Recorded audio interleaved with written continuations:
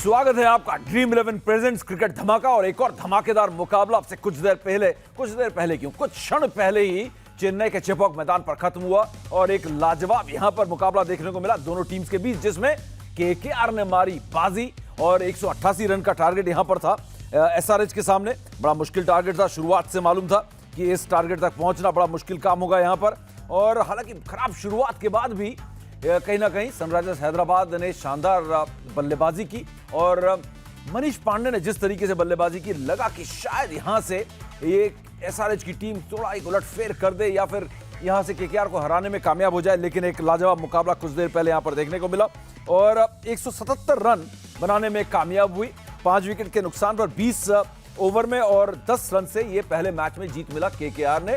और इस जीत के साथ केकेआर ये कह सकता है कि हमने जीत की हैट्रिक लगा दी है एसआरएच की टीम के ऊपर। जी हां, क्योंकि पिछले सीजन यानी कि सिर्फ 6 महीने पहले सीजन नंबर 13 में 2 मैचेस में दोनों में केकेआर ने पटका था एसआरएच को। आज तीसरी बार हैट्रिक लगा दी है जीत की। हमारे एक्सपर्ट्स हमारे साथ है, मन्नीपा जी, आरपी सिंह और अंजुम चोपड़ा, हमारी ड्रीम 11 की टीम यहां पर, और आपको बताएंगे कि कौन है आज का गेम चेंजर। गेम चेंजर ढूंढना ज्यादा मुश्किल आज नहीं होना चाहिए। मनीष पांडे जिता देते तो निश्चित तौर पर वो गेम चेंजर होते, लेकिन शानदार प्रदर्शन, मेरे 2 एक्सपर्ट्स बड़े खुश हैं, मन्नीपा जी और आरपी, क्योंकि उन्होंने उस पर दाव भी लगाया था और उनको बड़ा पसंद भी है उनका जो बल्लेबाजी का स्टाइल है या बल्लेबाजी जिस अंदाज में करते हैं। लेकिन मन्नीपा जी, एक और बेहतरीन मुकाबला देखने को मिला और तीसरा मुकाबला एक नजदीकी मुकाबला, 188 रन का टारगेट। शुरुआती झटके लगे एसआरएच को, लेकिन उसके बाद भी जो फाइट बैक किया उसने मैच में मजे बांधे। देखिए 20 ओवर्स क्रिकेट का यही मज़ा है और ऐसा ही मज़ा आते रहना चाहिए मुझे लगता है, क्योंकि पहला मैच भी बड़ा इंटरेस्टिंग हुआ था। दूसरा मैच हमने देखा दिल्ली डेयरडेविल्स की टीम के अगर एक आध विकेट गिर जाता तो फंस जाता वो भी मैच, लेकिन दोनों ओपनिंग बैट्समैन इतना बढ़िया प्रदर्शन किया कि वो एक तरफा मैच लगने लगा।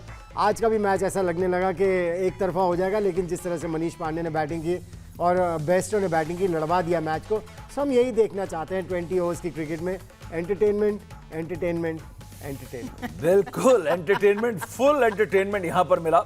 10 पर 2 विकेट खो दिया था, उसके बाद बेस्टो ने 55 रन बनाए और 61 पर नाबाद रहे यहां पर मनीष पांडे। तो दोनों ने मिलकर ऐसा लगा कि शायद ये मैच जो है निकाल जाएंगे, जिता देंगे आज। और जब हम यूट्यूब में मिले थे, जब इनिंग्स ब्रेक में, जब केकेआर की बल्लेबाजी खत्म हुई थी, तो मैंने पूछा था कि गेम चेंजर कौन हो सकता है, तो आरपी ने कहा कि मेरा गेम चेंजर मनीष पांडे आज हो सकता है। और यहां पर दाव खेला था बेस्टो पे, लेकिन बड़े पसंदीदा खिलाड़ी थे मन्नीपा जी के, उन्होंने कहा कि मनीष पांडे भी बड़ा क्रुशियल होगा।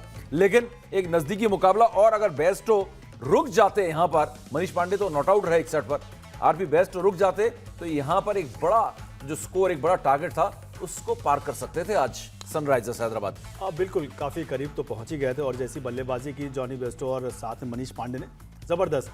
और जिस परिस्थिति में खेलने आए तो वो बड़ी विषम परिस्थिति थी, वहाँ पर 2 विकेट गिर चुके थे और दोनों प्रमुख बल्लेबाज, उनके खासतौर से कप्तान डेविड वार्नर वापस जा चुके थे। उसके बावजूद धैर्य बनाए रखा और अच्छे शॉट का चयन किया। ये देखने में मिलता मनीष पांडे की बल्लेबाजी, एक बार जो टिकते हैं काफ़ी अच्छे शॉट लगाते हैं। यहाँ पर मैच को आखिरी तक लेके गए, पर भाग्य कहूँ या फिर कुछ चीज़ें ऐसी रही जो शायद वो बदल देते तो मैच का रिजल्ट दूसरा होता। पर कोई नहीं, पहला मैच था और आगे बहुत सारे मैच बाकी। ये चीज़ें तो उनके लिए मनोबल बढ़ाएंगे कि ऐसे मैच में उन्होंने कमबैक किया और ऑलमोस्ट पहुंच गए थे रन के पास। बिल्कुल 187 बनाई केकेआर ने 6 विकेट के नुकसान पर पहले बल्लेबाजी करते हुए। 188 का लक्ष्य था और 10 रन दूर रह गए। 177 20 ओवर में 5 विकेट के नुकसान पर लाजवाब यहां पर बल्लेबाजी की पहले केकेआर के बल्लेबाजों ने। लेकिन एक दिलचस्प बात है यहां पर, इस मैच के अंदर हम जाएं, एक छोटा सा मजेदार सा एक मुझे आंकड़ा दिख रहा है यहां पर अंजुम, और वो ये है, छोटी सी प्रतिक्रिया आपसे चाहूंगा। सबसे सीनियर खिलाड़ी, एक तरह से ना वेटरन खिलाड़ी है वो, हरभजन सिंह ने सिर्फ 1 ओवर किया मुकाबले, और वही पहला ओवर, पहला मैच 1 ओवर, एक मैच 1 ओवर। और उस 1 ओवर में तीसरी गेंद पर कैच छूटा था डेविड वार्नर के बल्ले से। जब बॉल हवा में गई थी, पैट कमिंस थे बैकफुट पॉइंट पे, वहां पे कैच छूटा था, तो सफलता मिल जाती उनको उस पहले ही ओवर में। बट मुझे लगता है हरभजन सिंह को खिलाने का और शुरुआती गेंदबाजी देने का पर्पस ये था क्योंकि वो इस मैदान पे ज़्यादा खेल चुके हैं, सबसे ज़्यादा अनुभवी खिलाड़ी हैं। अनुभवी इसलिए क्योंकि चेन्नई सुपर किंग्स से क्रिकेट खेलते थे इस आईपीएल सीजन से पहले तक, और against left hander David Warner यकीनन वो ज़्यादा आक्रामक साबित होते हैं। और जॉनी बेस्टो का वैगन व्हील आपके सामने।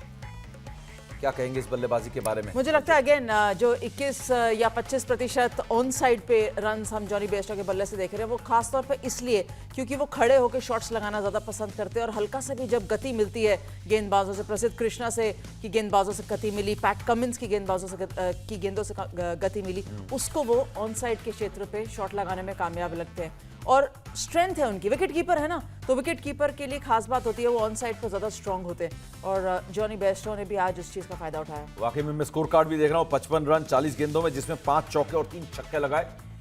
मनीपा जी, आपका फेवरेट प्लेयर और आज का गेम चेंजर, आपको उम्मीद थी कि इस मुकाबले में कोई हो सकता है तो जॉनी बेस्टो हो सकता है।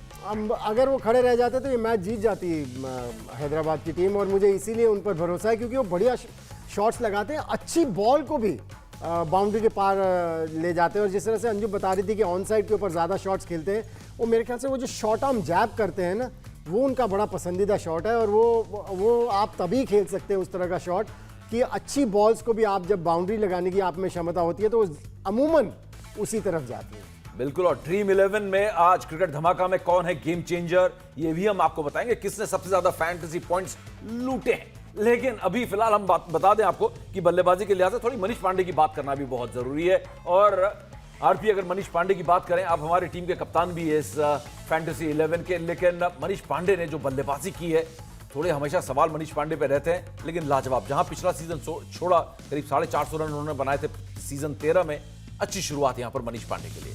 बहुत ही अच्छी शुरुआत पांडे जी के लिए यहाँ पर, और बल्लेबाजी भी कमाल पांडे की। जी क्योंकि मुझे अभी ध्यान है, मैं एक मैच खेल रहा था और मनीष पांडे का पहला 100 था, वो हमारे डेक्कन चार्जर्स के विरुद्ध था। मैं खुद उसमें सामने गेंदबाज था, 2009 के लिए खेल रहे थे 2009 में। बहुत बढ़िया बल्लेबाजी की, तब से हम देख रहे हैं, और बहुत उतार चढ़ाव का भी सामना किया यहाँ पर, और शायद इसीलिए वो थोड़ा सा बहुत मजबूत खिलाड़ी बन गए। क्योंकि आज जो परिस्थिति बल्लेबाजी करने आए थे, 2 प्रमुख खिलाड़ी आउट हो चुके थे, और उसके बाद भी उन्होंने संयम बनाए रखा और सही शॉट लगा के पारी को आगे बढ़ाया। इस खिलाड़ी का फॉर्म में होना सनराइजर्स से बहुत अच्छी बात है, बहुत जरूरी भी है। मिडिल ऑर्डर की एक समस्या हमेशा बनी रहती है वहाँ पर। बिल्कुल। उनके ओपनर अच्छे हैं, बीच में केन विलियमसन को मौका मिलेगा, अगर एक उन्होंने कम किया, गेंदबाजी का डिपार्टमेंट अच्छा है। मिडिल ऑर्डर के लिए ये खिलाड़ी अगर लैम में रहा तो इनके लिए काफी अच्छा रहेगा। मेरी तो फेवरेट टीम भी है। बिल्कुल, आपकी फेवरेट टीम भी है, लेकिन पांडे जी, जैसा कि यहां पर हमारे आरपी ने कहा, पांडे जी आज मैच नहीं जीता पाए। 2 इंटरनेशनल खिलाड़ी थे, अगर बीच में खड़े रहते तो जीत सकते थे, लेकिन हम यहां से कट करेंगे कहां पर, 2 हिंदुस्तानी खिलाड़ी, 2 अनकैप्ड खिलाड़ियों ने जो कमाल किया केकेआर के लिए। नीतीश राणा, क्या लाजवाब पारी, और राहुल त्रिपाठी, उन दोनों ने मिलकर जो बल्लेबाजी की है, 187 का टारगेट देने में जो कामयाब हुई है केकेआर, इन दोनों के बदौलत है। और नीतीश राणा हालांकि अच्छी शुरुआत की थी पिछले सीजन में, उनके बारे में यही कहते हैं कि वो मिला जुला प्रदर्शन रहता है, कभी अप कभी डाउन, कभी अप कभी डाउन, लेकिन इस बार अप के साथ शुरू हुआ है। और नीतीश राणा को ही मुझे लग रहा है गेम चेंजर की जो कैटेगरी है ड्रीम 11 गेम चेंजर की, उसमें सबसे ज्यादा फैंटेसी पॉइंट्स मिले, 119 फैंटेसी पॉइंट्स के साथ आज की game changer Nitish Rana. Manipa ji, positive frame of mind के साथ बैटिंग करने आए थे, और जिस तरह से आरपी ने पहले भी बताया था जब हम यूट्यूब का शो कर रहे थे कि बेखौफ होकर बैटिंग की, और मेरे ख्याल से ये अंदाज बड़ा ज़रूरी है अगर आप 20 ओवर्स की क्रिकेट खेल रहे हैं। लेकिन पिछले सीजन में भी जो अंजुम ने मुझे बताया था कि केवल 5 ही महीने पहले हुआ था पिछला सीजन, उसमें भी शुरुआत उन्होंने बहुत बढ़िया की थी, जो दुबई, अबू धाबी और शारजा में हुए थे।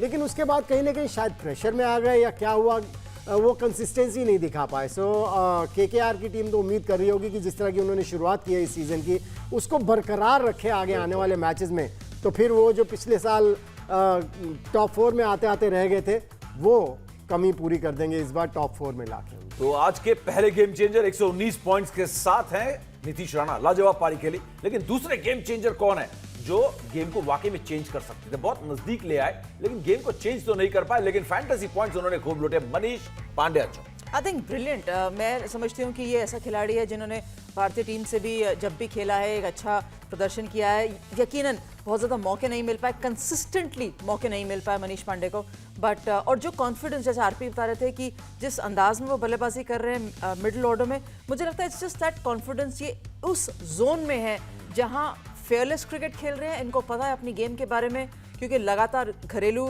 टीम है इनकी कर्नाटका, जो लगातार चैंपियन रहती है इस साल छोड़ के, तो जानते हैं कि ये क्या टेबल पर लेकर आते हैं, क्या इनकी स्ट्रेंथ है। फील्डिंग डेफिनेटली इनकी स्ट्रेंथ है, एंड बल्लेबाजी में जिस तरीके से रोटेट करते हैं, स्ट्राइक, लंबे शॉट्स लगाते हैं। सो कभी भी आप सनराइजर्स का नाम लेंगे ना, हमेशा डेविड वार्नर, बेस्टो, इन खिलाड़ियों का नाम लेते हैं।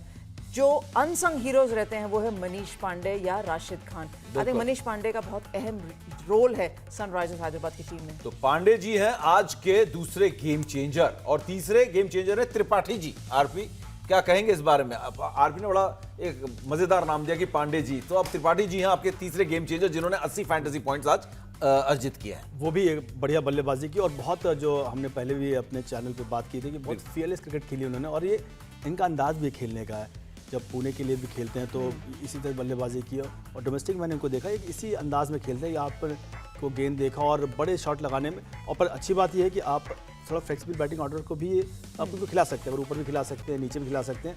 और ये ऐसे खिलाड़ी बहुत महत्वपूर्ण हो जाते हैं टीम के लिए, क्योंकि जो आपने बोला कि बहुत ज़्यादा नाम नहीं रहता पर काम ऐसे रहता है कि आप हमेशा भूल नहीं सकते उनको। बिल्कुल, चाहे किसी भी खेल में क्यों ना हो, किसी भी लीग में क्यों ना हो, क्रिकेट हो, फुटबॉल हो, कहीं पे भी आपका जब घरेलू जो टैलेंट होता है वो जब चलता है ना, वो टीम हमेशा अच्छा करती है। और मंडीपा जी, घर का टैलेंट अगर आपका फायर कर रहा है, अच्छा खेल रहा है, अच्छे फॉर्म में, उस पर आप भरोसा कर सकते हैं। तो केकेआर का भविष्य सीजन 14 में बहुत सुनहरा दिख रहा है। अभी तक जितने भी मैचेस हुए हैं, मुझे लगता है जो हमारे डोमेस्टिक प्लेयर्स हैं, घरेलू प्लेयर्स जिनकी आप बात कर रहे हैं, सभी अच्छा होमवर्क करके आए हैं, क्योंकि हर टीम के जो आपके इंडियन प्लेयर्स हैं उन्होंने बढ़िया प्रदर्शन किया। और आज जिस तरह से देखा त्रिपाठी जी को जब पहले भी देखा था तो इसी तरह से बैटिंग करते थे, लेकिन फिर वही बात आ जाती है कि एक दो मैच में किया लेकिन कंसिस्टेंसी नहीं थी। सो अगर कंसिस्टेंसी दिखाते रहेंगे तो फिर वो नाम जिसके जो उनका होना चाहिए वो हो जाएगा। बिल्कुल, चलिए इसी लगे हाथों बन्नीपा जी वैगन व्हील का भी जरा ब्यौरा दे दीजिए। नीतीश राणा का वैगन व्हील है जो आज आपके नंबर 1 गेम चेंजर हैं। बिल्कुल, ऑन साइड के ऊपर इन्होंने ज़्यादा रन्स बनाए हैं, बढ़िया शॉट्स लगाए हैं ऑन साइड के ऊपर, और ऑफ साइड के ऊपर भी अगर आप देखें ज़्यादा रन्स नहीं बनाए लेकिन बड़े इफेक्टिव शॉट्स लगाए हैं। सो जब कोई खिलाड़ी इस तरह से विकेट के चारों तरफ रन्स बनाता है तो बॉलर की लाइफ डिफिकल्ट कर देता है, और वही उन्होंने आज किया। और सबसे बड़ी बात यह आरपी की आपने 2 बड़े गेंदबाज, मैं संदीप शर्मा को इसलिए बड़े गेंदबाजों में गिनूंगा क्योंकि ओपनर्स को या पहले 3 को आउट करने का रिकॉर्ड उनका बड़ा बेहतरीन है। 109 विकेट कुल है उनके आईपीएल में, जिसमें से 63 विकेट जो है उन्होंने ओपनर्स और पहले 3 के लिए। तो यहां पर बहुत अच्छा टैकल किया है नीतीश राणा ने भुवनेश्वर और संदीप शर्मा को। बिल्कुल, क्योंकि बहुत पार्टनरशिप में भी गेंदबाजी करते आए हैं दोनों गेंदबाज, क्योंकि एक दूसरे कॉम्प्लीमेंट करें और काफ़ी अच्छी गेंदबाजी करते हैं। उस लिहाज से देखा जाए तो नीतीश राणा का प्लान काफ़ी बेटर था। बिल्कुल, बहुत संयम से स्टार्ट किया, पहली गेंद पे चौका मारा था भुवनेश्वर कुमार की ड्राइव करके। और वैसे भी मेरा ये हमेशा मानना रहता है अगर कोई बैट्समैन अच्छा ड्राइव कर रहा है और उसको उस पर बाउंड्री मिल रही तो इसका मतलब है कि उसके पैर सही चल रहे हैं और गेंद नीचे सही से आ रहा है। तो नीतीश राणा की बल्लेबाजी में ये खास बात देखने को मिली। बहुत टेढ़े मेढ़े शॉट नहीं लगाएंगे पर हाँ अच्छी जगह पे अच्छा चुनाव करेंगे। तो ये है आज के गेम चेंजर नीतीश राणा। शानदार प्रदर्शन, और 2 घरेलू खिलाड़ियों ने आज ऐसा प्रदर्शन किया है केकेआर के लिए। वाकई में बड़ी खुश होगी इनकी ड्रेसिंग रूम, टीम मैनेजमेंट की। हमें 2 ऐसे खिलाड़ी मिले कि अंतरराष्ट्रीय खिलाड़ियों पर हमें भरोसा नहीं करना पड़ा पहले मैच में। फिलहाल मन्नीपा जी, आरपी, अंजुम, बहुत बहुत शुक्रिया आप तीनों का। कल शाम 7 बजे दोबारा आपसे मुलाकात होगी यहीं पर इसी जगह। फिलहाल हमारे इस कार्यक्रम क्रिकेट धमाका, ड्रीम 11 क्रिकेट धमाका में फिलहाल इतना ही। ब्रेक। अब आप बड़ी आसानी से इंडिया टीवी देख सकते हैं, और इसके लिए आपको इंडिया टीवी ऐप डाउनलोड करना होगा। प्ले स्टोर या ऐप स्टोर में जाएं, इंडिया टीवी ऐप सर्च करें और इसे डाउनलोड करें। इंडिया टीवी हर जगह हर वक्त।